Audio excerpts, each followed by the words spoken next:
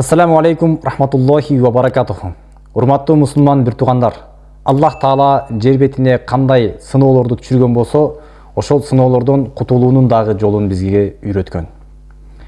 Бир күнү пайгамбарыбыз Мухаммад саллаллаху алейхи ва саллям Уқба бин Амир радиаллаху анхуга мындай деди: "О Уқба, мен сага Аллах Тааланын балелеринен паана тилей турган эң жакшы нерсе туурасында кабар берейинби?" деди.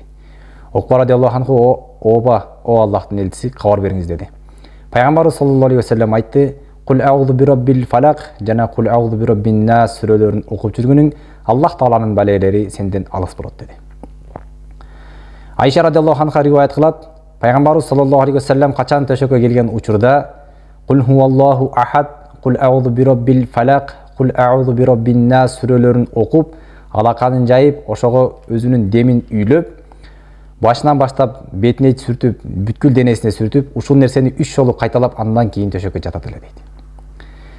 Ошондуктан урматтуу мусулман бир туугандар, биз дагы бүгүнкү күндө дал эле ушул сүннөттү кыла турган болсок, биз дагы сыйкыр, кара дуа, вахым, жин кирип кетүү ушуга окшогон оорулардан алыс болобуз урматтуу бир туугандар.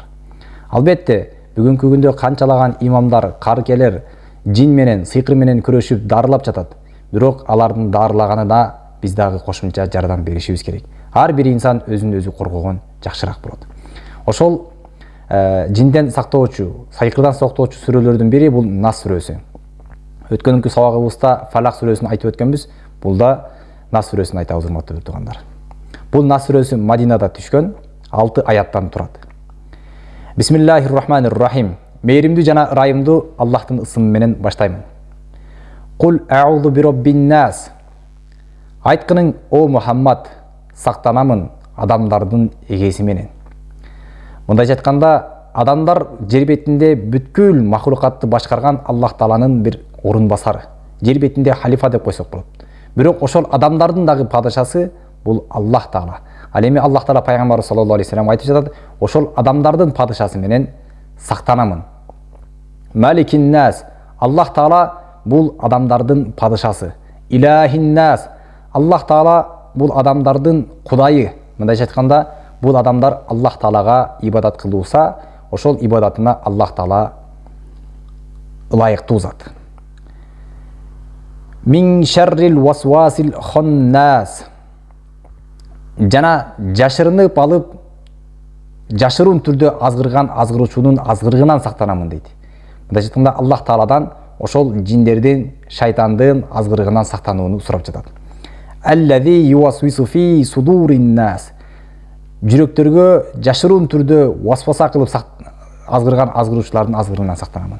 Минал джиннати ван нас. Адамдардан болгон жана жиндерден болгон шайтандан сактанууну сураймын дейт.